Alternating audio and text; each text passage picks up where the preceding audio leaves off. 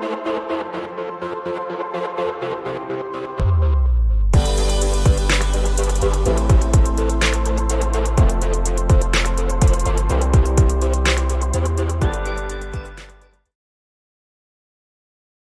everybody, Happy New Year. I can't believe it's 2022 and we are back with the Dawn of Drones podcast. I am Dawn Zoldi, your host and the CEO of P3 Tech Consulting.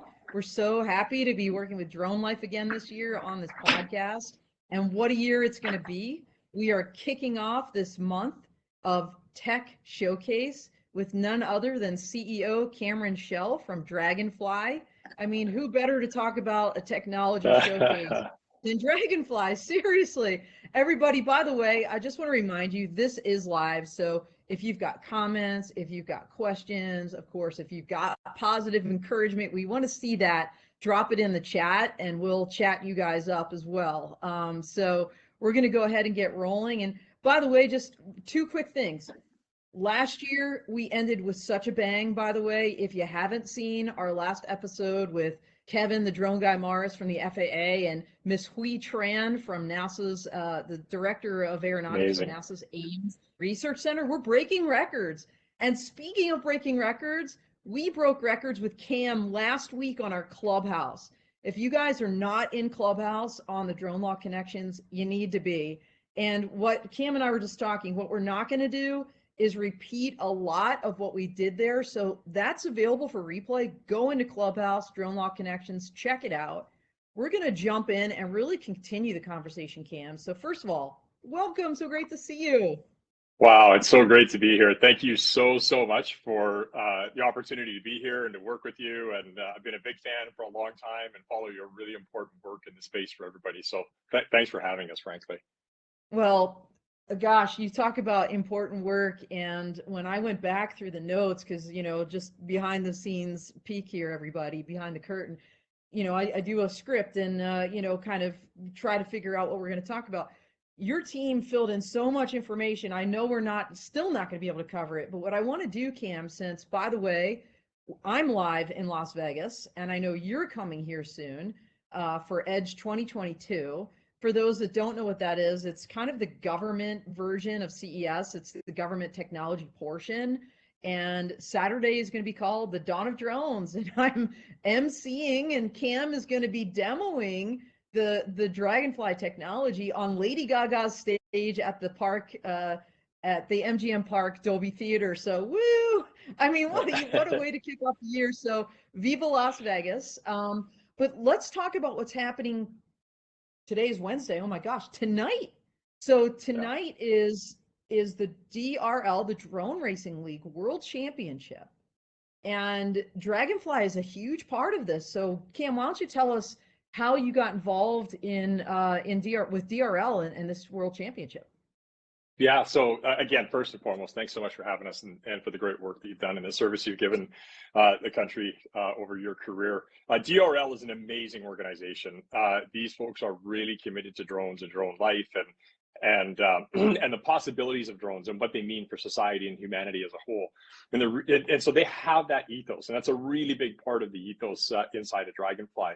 One of the other reasons we really like DRL is because when you set up a drone racing, not just a league, but an actual course and site, it's so much more than drones. It's an entire platform. It's an entire system.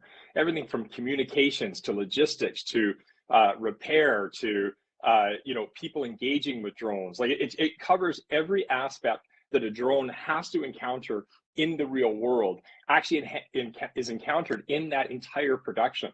So that the research that, and I don't think a lot of people really understand that, Drone Racing League, as much as it's a racing league, they're a tech company. They have leading edge tech that manages their drones, races their drones. Like it is, they do cutting edge work in order to have the performance that they have and stream it the way that they stream it.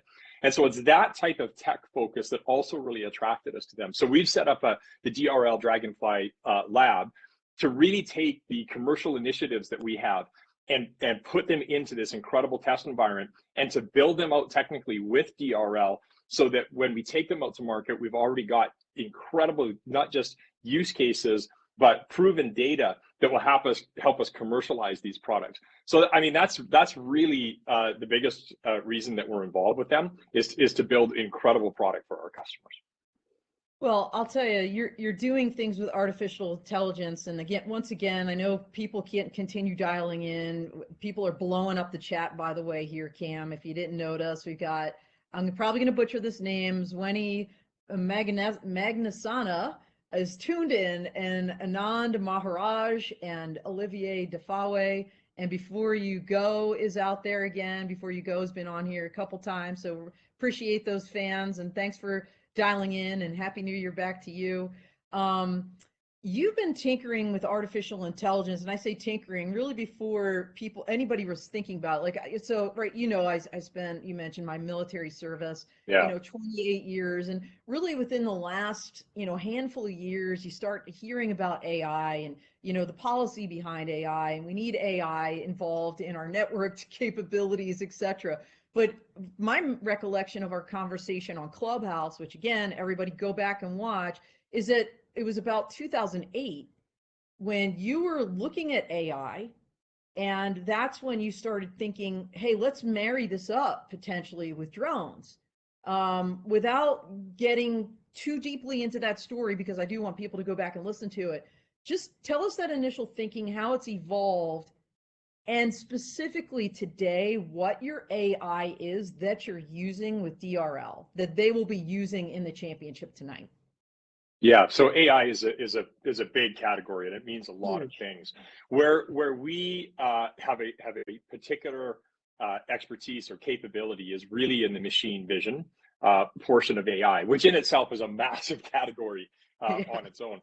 I was lucky enough to actually start, as you call it, tinkering with machine vision back in 1998 when we were building machine vision. They weren't even called algorithms. They're really kind of sets, if you will, in order to look at parts coming down manufacturing lines.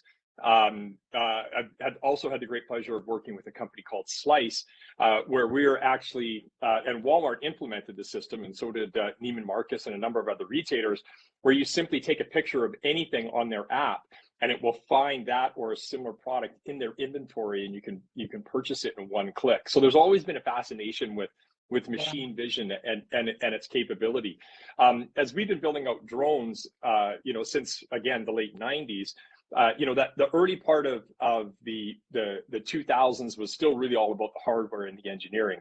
And then as we moved into the mid 2000s, it really became more and more about the software and the applications. And so we were building software and applications. And we have a great drone branch. We have good engineering, good manufacturing. But at the end of the day, it's super cool. But what does the drone do? And so the capability really relied in what was the software able to do. So whether it was survey software or accident reconstruction software or whatever the case is. And today where that has migrated to is that the drone industry really is growing exponentially, but in two particular categories. One is in anything to do with data and anything to do with delivery. And both of those things require quite frankly, deep insights and or autonomous operation. And both of those require AI. So that's, I would like to say, hey, we're trying to lead the pack by saying, hey, we're going to be AI and have a better product or better services because of AI. The reality is it's our customers that are driving us there. So a customer comes to us with a use case and it might be right on the edge of like, it doesn't quite work because you need a lot of human intervention or the costs are too high or whatever the case is. But if you had AI that could, garner some insights or provide some additional machine vision help in terms of the piloting or the data that you're collecting, then all of a sudden the ROI goes over the top and it becomes really useful for that customer. So the long and the short of it is that all of our AI has really been driven by customer demands or customer desires. And we've been building, to those and put an AI bench in place since about 2008 specifically, and really have come up with our first, I would call it truly robust commercial AI system that operates with our drones or any other drone, but with many more that are coming behind it. It will be, in my opinion, the leading, technology is probably the wrong word, but the leading piece of work that you need to be able to do in order to fulfill customer requirements in the very near future. Well, we're going to get into all these different customers and all these different use cases where your drones, your AI is being applied. But let's talk about very specifically DRL. So you've incorporated not only AI but also biometrics into the process. Let's just say that. So can you explain, like, when people go tonight? By the way, I am going. I'm so excited to see this. I I am was at so the. disappointed I'm not going to be there tonight. I know. I wish all the racers best luck. DRL, I know they're going to crush it on the races and the production side, and just circumstances and COVID and travel and borders and that kind of stuff. I can't get there till Friday, but I know it's going to be amazing. And we have lots of people there, and it's going to be so exciting.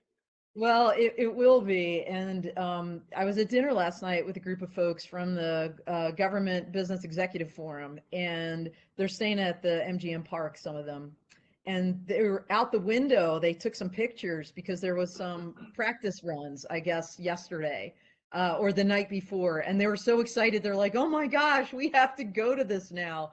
But so, I'm going, they're going, lots of people are going, and millions of people are going to be watching this thing live. Um, what can we expect, Cam? How is Draganfly embedded into now this DRL process for these World Championships? Yeah, so the AI specific, maybe I'll talk, thanks for the opportunity. I'll talk a little bit about the AI and the specific product that we're implementing here. And then maybe I'll just give a little background of how that came to be and why it's so important for drones. So Okay. what you'll be able to see is these racers, as they're going through the course, their biometrics are being displayed. So their heart rate, their respiratory rate, their blood oxygen levels, their heart rate variability. These are all things that are indicators as to how they're racing, how they're feeling, what they're doing. And what's interesting is it's incredible data to see. Like, if you can imagine watching a drone racer or an athlete in action and seeing what their biometrics are doing live, it's like a whole other aspect of the entertainment. And even interestingly enough, the betting lines on this are now taking a look at it and going, hey, wait a minute, is this important wagering data even? So it's interesting what comes out of it that you never expect.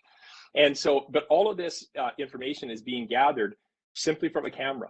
There are no monitors, there's no pads, there's nothing hooked up to the racers. It is just a regular camera. In fact, we could do it on a laptop camera, via telemedicine or anything like that, where literally you just sit in front of the camera and the AI can tell you your heart rate, your respiratory rate, your blood oxygen level, your heart rate variability, and it'll tell you if you've got conjunctivitis, which is pink eye, and in fact it goes on from there. It's even to the point This is now right where it's from a starting camera? just from a This is camera, right. just from right here. If we were sitting on this camera right now, and you were my doctor or I was your doctor, you would be able to see what my heart rate's doing right now. You'd see my blood pressure. You'd see Oh my my just gosh, that's yeah. amazing. So we talked about this, but because I'm a lawyer, I have to bring it up again. And I know this is an important issue for a lot of people, Cam. So to dispel any illusions or any concerns, when you think about the biometrics and reading heart rates of people and their respiratory rates or determining if they have pink eye, for goodness sakes, how does that work with DRL vis-a-vis privacy and those drone pilots? Yeah. So first of all, overall in our society today, we have a very good privacy construct. So none of this can happen without consent. There are great privacy laws and platforms out there that protect people's rights, and this is not public data that's available. So obviously, these racers, as part of their league contract and such, are making this information available to people out there. And so if this was a telemedicine session right now, I'd obviously have given consent to you Right. as my doctor, per se, in order to, read my vital signs or to have that as information, all protected, by HIPAA and, proper encryption and everything else around that. So again, none of this can work outside of the privacy laws that we have in place today, which are very appropriate. Yeah, absolutely. Now, there's so much to talk about, Cam. And by the way, fun fact, we just broke our record for the number of live viewers. So Congratulations. what a way to kick off the year, my friend. What I wanted to ask you, when you're doing the drone racing world championships tonight, you're not just involved in the biometrics and that part of the race. you're also doing some drone disinfecting beforehand. So tell us, I mean, so many lines of effort. When you think about technology showcase, I mean, you're showcasing it all. So tell us about your drone disinfecting line of effort at Draganfly.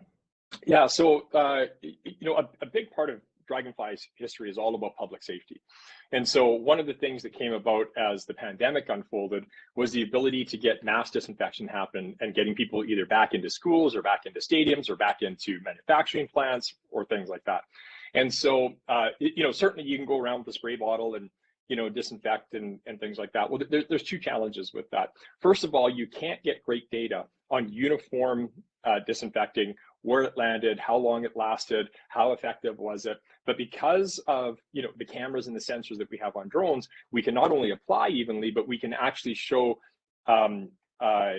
it's infrared type camera images of where it was all spread, where people have been touching the most. Is it still working? Is it lasting? Incredible data, so that you can actually target where potential super spreader locations are in a particular venue, for example. Now, the other aspect of this, and this is, again, I think it's part of Draganfly's ethos, is you can put a disinfectant down, but it disinfects what's there. But if somebody else comes along and touches that surface and they happen to have a pathogen on them, well, that surface is now not disinfected. So really you've disinfected it, but you haven't protected anybody.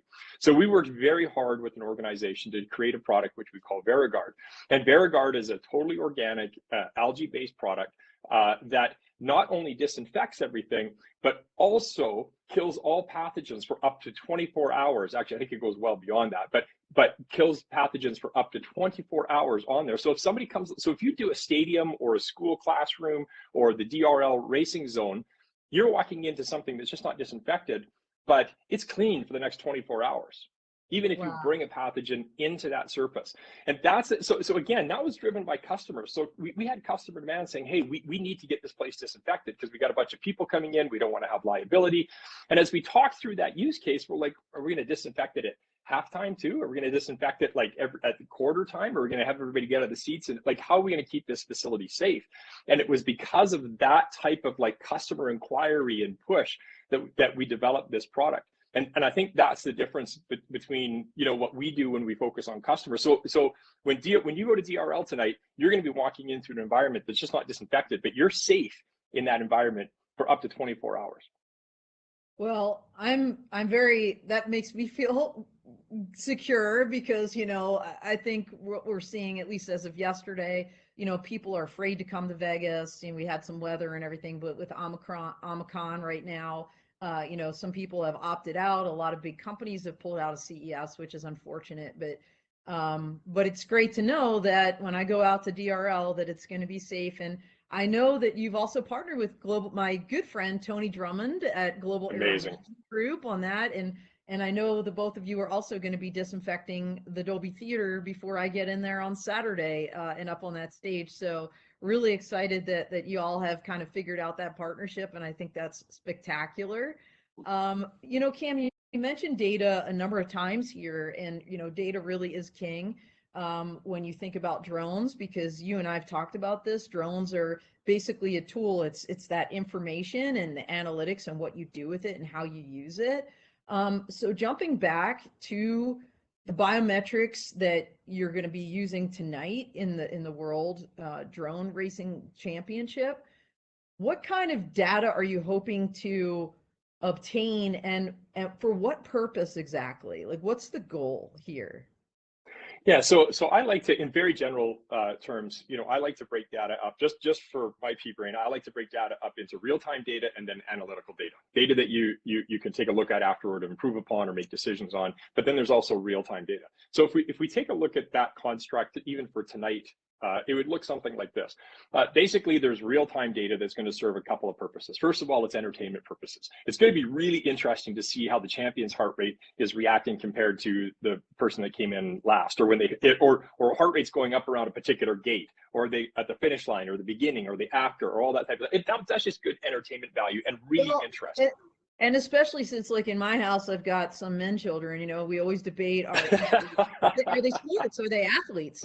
And, you know, if the heart rate is going up and, you know, something similar to what you would see, you know, depending on what it is, I mean, that could help inform that debate. I would think. I would suggest, without saying anything that I can't, I would suggest that you are going to see some esport leagues utilizing this type of technology, right?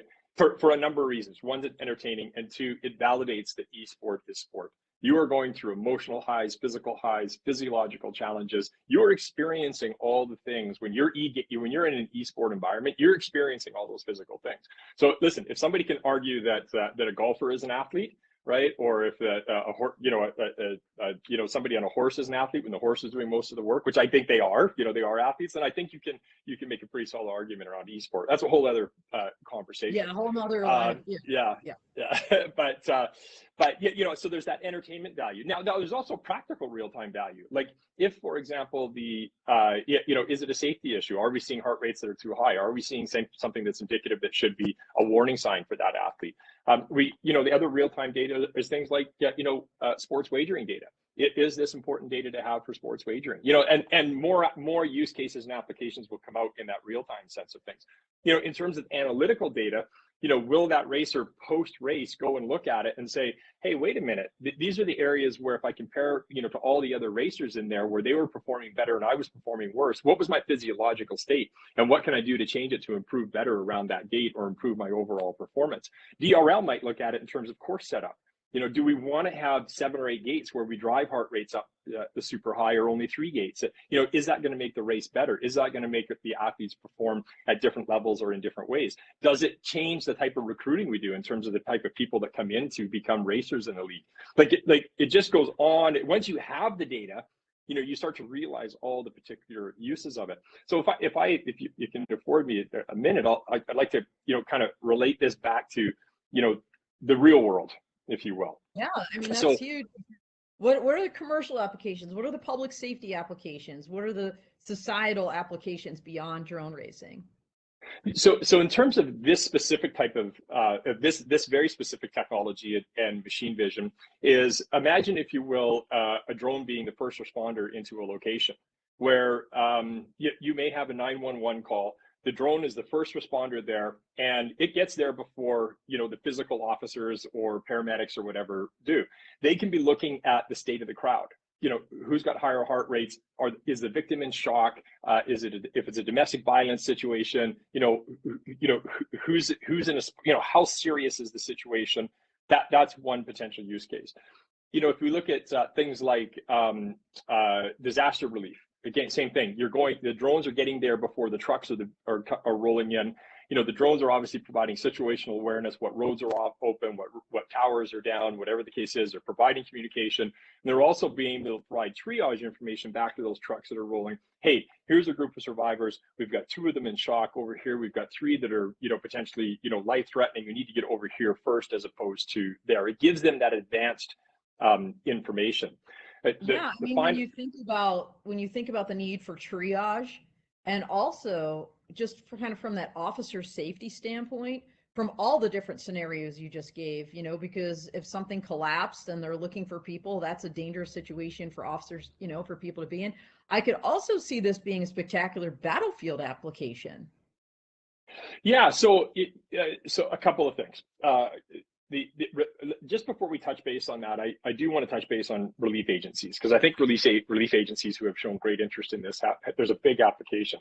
So if you can imagine, real case scenario, Ebola vaccines being delivered into a village. Okay. Instead of immediately putting your relief workers or your aid workers in harm's way by delivering that equipment in there, can you put a drone up to take a look at the population health, right? Do we have infectious conditions? Because if you've got high heart rates and low SpO2s, you've got a respiratory infectious condition going on, in there, no question about it. Whether they have fevers or infrared, you're getting that from infrared or whatever the case is, thermal. That can be not necessarily indicative, but if you've got high heart rate, low SpO2, you've got infectious conditions in there.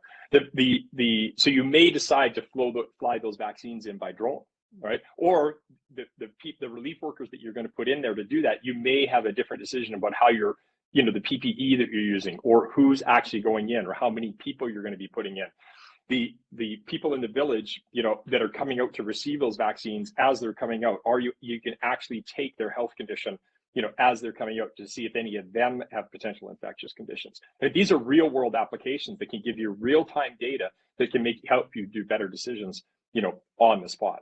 In terms of battlefield applications, it's an unfortunate part of our world, but whether it's anything from, checking on the health of your combatants or your aid workers or your support staff, whatever, in real-time situations, understanding, what their physiology is, whether you're looking at potential enemy combatants and saying, hey, what's the state of their camp, or what's the state of their condition as they're approaching battlefield situations, whether it's things as, I hate to say it, but, sniper verification. And that's a real world application of this technology installed on a scope. So, the list goes on and on and on. And I mean, we obviously like to focus on public safety and relief work, but the very real, but that's all part of public safety and relief. If you can monitor the safety of your combatants, right, and provide them better information, that's a pretty important role for this type of technology. Absolutely. Well, let's talk more about public safety, because you've been working with a lot of different public safety agencies in the various sheriff offices across the United States, and you have a big line of effort in Texas as well. So tell us about what you're doing there.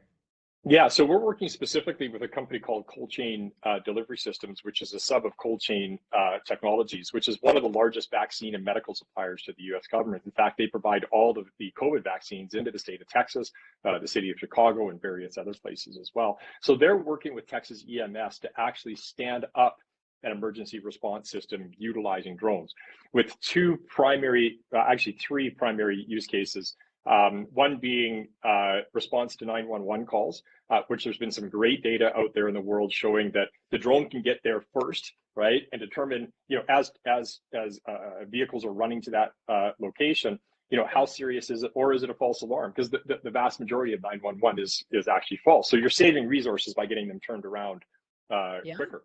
The second is critical accident care or critical situation care. So yeah, it might be EpiPen delivery, it might be paddle delivery, AED delivery, it may be blood delivery, it may be getting to an accident scene quicker to take vital signs and relay that information back to the trucks or the vehicles that are running in. And then the third is actually disaster response. So we may have a situation where there's people, there's a big freeze in Texas, people can't get in through roads, or there's a hurricane, or there's floods, and you've got to get either equipment into those locations. You can use the drones to get equipment in, whether it's water and blankets and painkillers, and at the same time actually be taking the vital signs of those individuals, providing logistics and situational awareness back to the folks that are actually boots on the ground, or trucks that are rolling.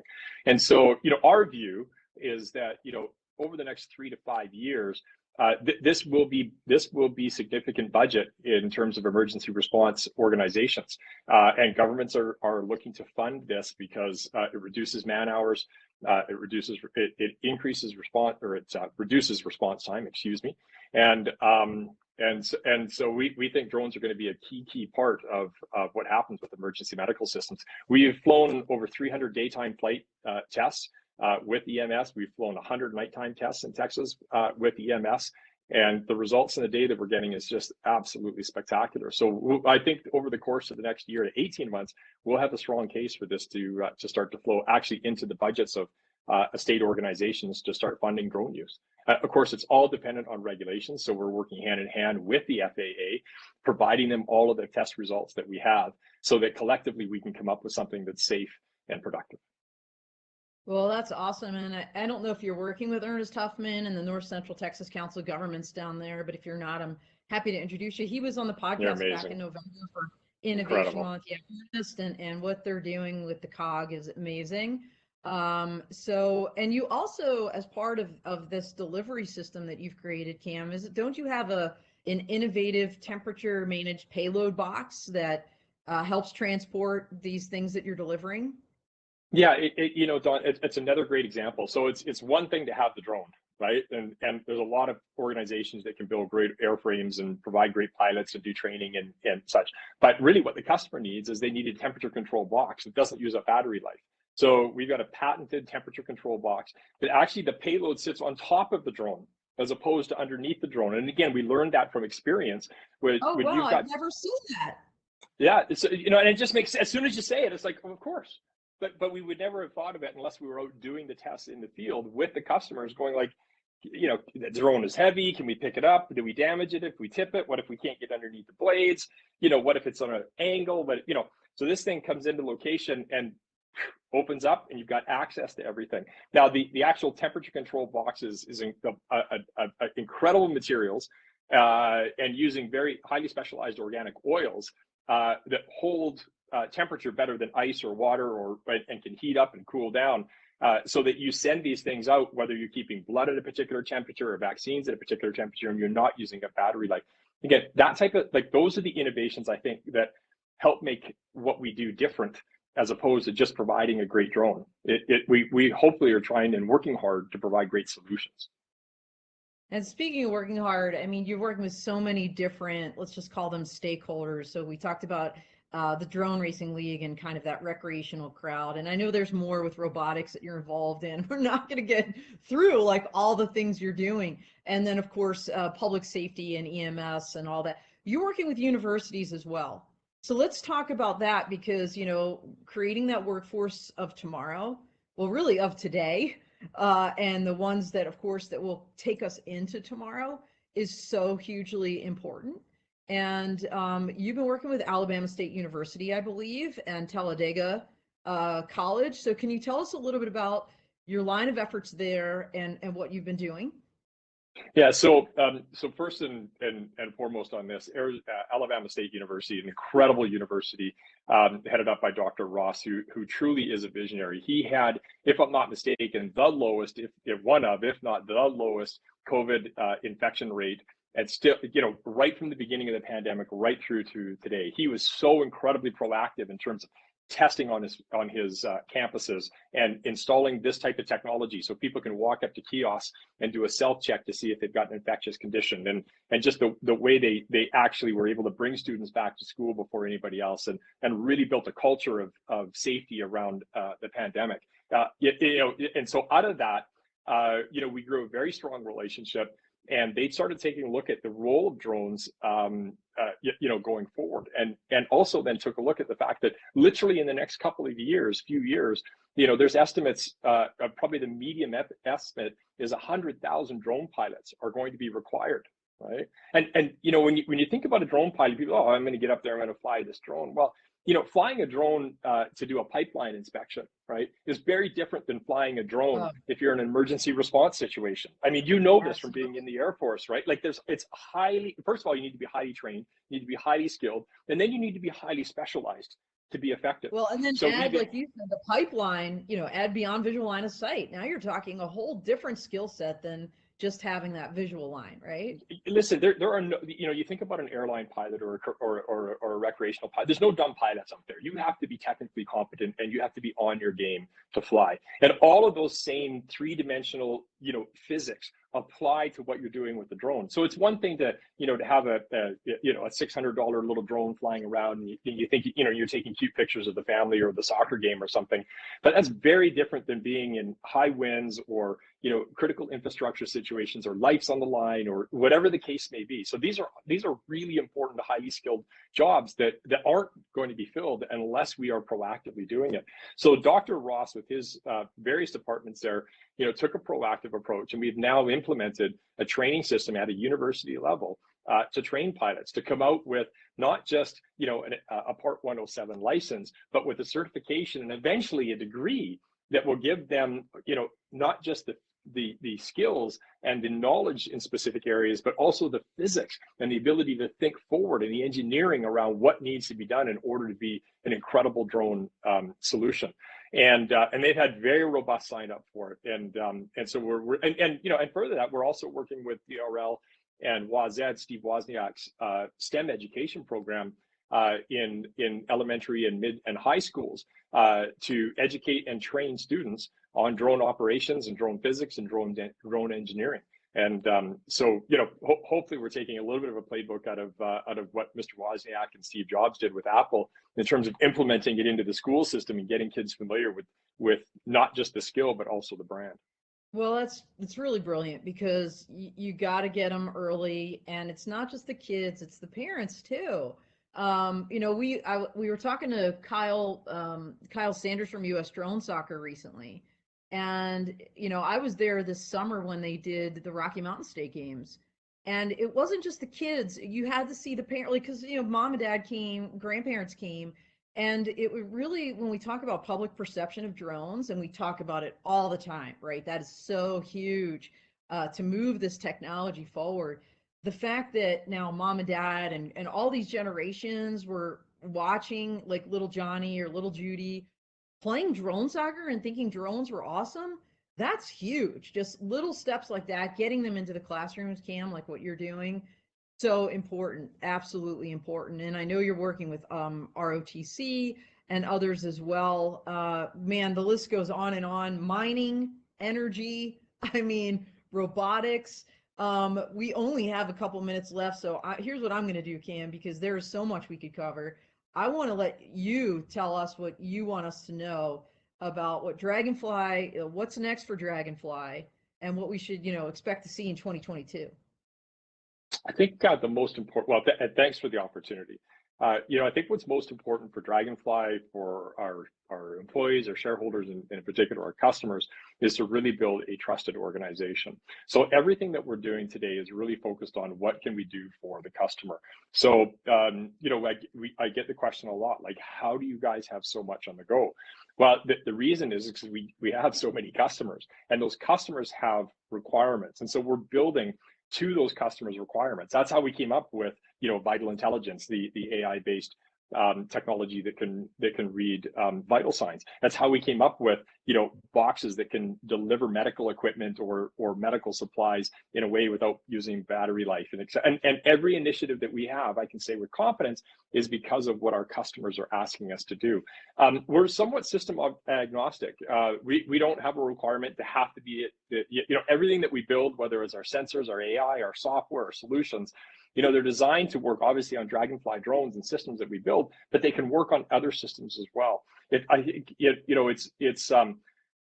there was 25 Draganflies out there right now, those 25 companies would not meet the demand of the market that's upon us now and coming.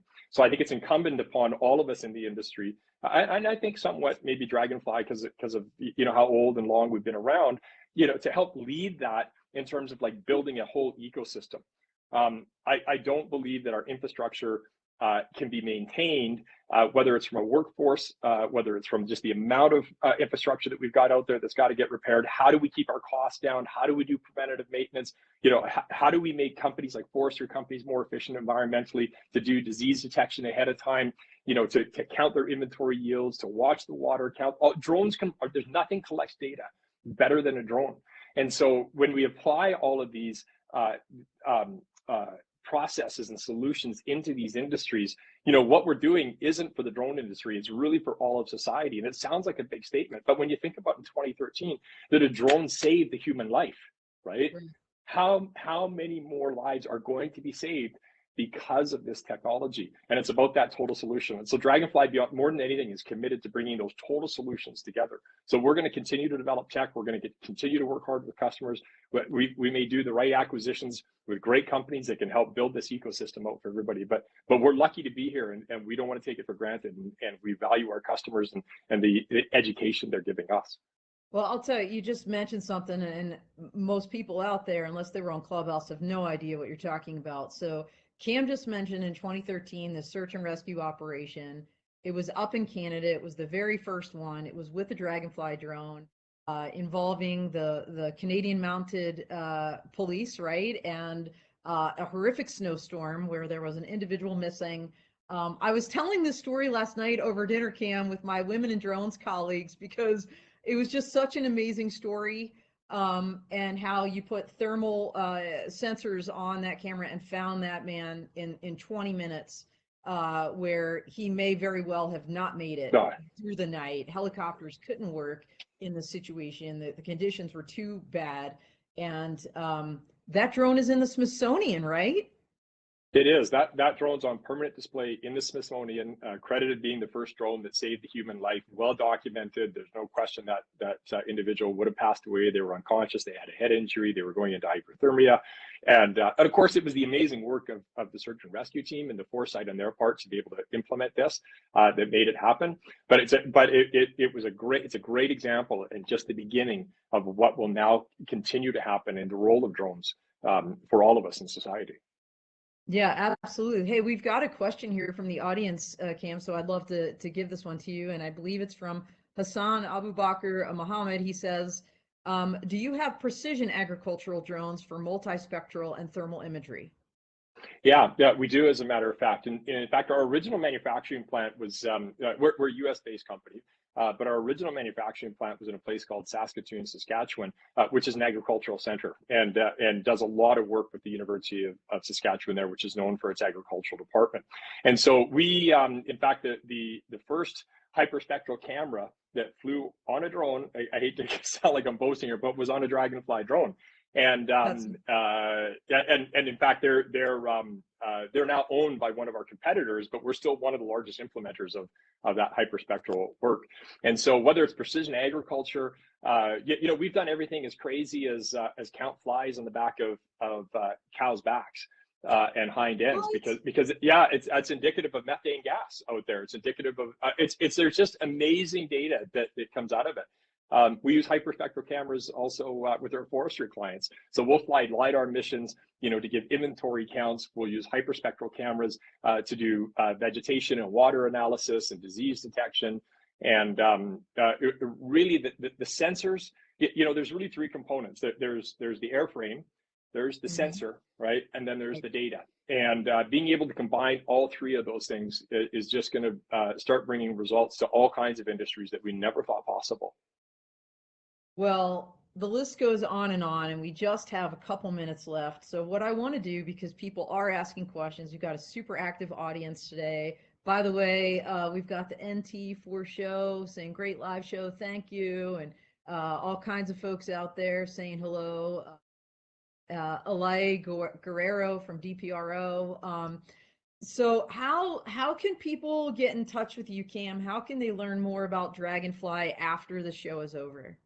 Yeah, so draganfly.com. So it's DRAGAN fly.com. It's dragon with an A. And that's because our original founder, Zen and Dragon, that was his name. If you just go to info@draganfly.com, that gets to me. You can also go to cameron.chell@draganfly.com, email me, and I'll do my best to get back to you as quick as I can. I am incredibly passionate about engaging with customers and with shareholders and stakeholders, and it's where all of our ideas come from. Like we're not necessarily great idea people, but we're good at implementing and organizing and sticking with things until they become commercial. So we really appreciate the support out there, and would love to hear from anybody if they've got time. Well, and you're very active on social media, on LinkedIn, Twitter, you've got, right, Instagram and all of it. So, and obviously now you're on Clubhouse too. So hopefully thanks to you. Thank you. Yeah. Join us again. Very fun. And thank you very much, Cam and Draganfly, for sponsoring this month of Technology Showcase. So we really appreciate it. And, we couldn't do what we do in the way we do it without folks like you willing to help us. So thank you so much for that as well. Yeah, well, candidly, Dawn, we couldn't do what we do if it weren't for folks like you, and we're honored to sponsor this, and we'll sponsor any month you want, and we don't need to be on the show. We just think what you do for the industry and all aspects of the industry is incredibly important, and you're so value add and everything. It's not surprising me that you're breaking records on a continuous basis. I'm sure that's going to continue. Well, that's very kind. And I'll tell you what, Cam, here's the deal. I want to tell your story. For those, once again, that don't know Cam's background, you need to, if you want to know about resilience, you need to listen to the Clubhouse. You need to dig a little bit deeper into his background, because he's got this amazing and inspirational story, personally and professionally. And you know, just the fact that you've been a serial entrepreneur since the age of 14 and kind of the journey that you've been through and where you are today. And like I said, I mean, we haven't even got through a third of the notes that I have here to cover about all of the things that you and Draganfly and your team are doing. So I'm looking forward to continuing to tell that story and look forward to an article coming out soon. Hint, hint. I'll tell you later on social, so follow me there too. But we are at time, and that's it. 30 seconds, Cam. What's your elevator speech? What do you got? Well, first of all, we're grateful to be here and thankful to be in this industry. I think Draganfly as an organization is committed to its customers. I think we have a fantastic team. We have a great engineering bench. We have an incredible board of directors, which includes, God, I can't even get into it, just people that we don't really even deserve to get to work with, yourself included. We have technology, and we have proven that we can commercialize that technology. And we got traction. We've got a couple hundred plus customers, and it's growing every month. And we're committed to work for them, and we just appreciate this opportunity and everybody that's been on the show today. Thank you so much, Don. Well, I can't wait to see what comes next for Draganfly. I can't wait to meet you in person in a couple days here in Vegas. Couple days, yeah. I'm so excited to see the drones flying around Lady Gaga's stage. I mean, you know, for me, this is like bucket list stuff, seriously. Everybody, by the way, speaking of Clubhouse, tomorrow at our normal time, which is 11 a.m. Mountain, 1 p.m. Eastern, we're going to have our next guest on, Miss Savannah Haran. She's with the Phoenix Group out of Chantilly, Virginia. She's their senior robotics engineer. Cam, you were going to want to listen in to Savannah. She's amazing. I will be there. At AUVSI Exponential in Atlanta, and she's going to be on the podcast. She's going to be on the podcast next Wednesday and on the Clubhouse tomorrow. But doing amazing things with connectivity. So when you're talking about command and control for the military side and civilian, that's what she's working on. And so I can't wait to pick her brain and learn what she's doing as well. So yeah, her profile is off the chart. And again, it's another great example of, like, when people think of drones, they think of the airframe. But without the type of communication systems and platforms that she's building, like, the airframe is the airframe. It's cute, it's fun, it's novel. But it's all these other things like her communication types expertise that actually make the drones useful. So I will be definitely listening to that podcast. Awesome. All right, well, that is all she wrote, everybody. And for the pilots out there, fly safe. Otherwise, have an amazing week. We hope to see you on Clubhouse tomorrow. Definitely same time, same place next week with Savannah on this podcast. And thanks again, Chell, Cam. It was awesome. And I will see you in a couple days. Yeah, look forward to it. Have a great day. Right. Out here.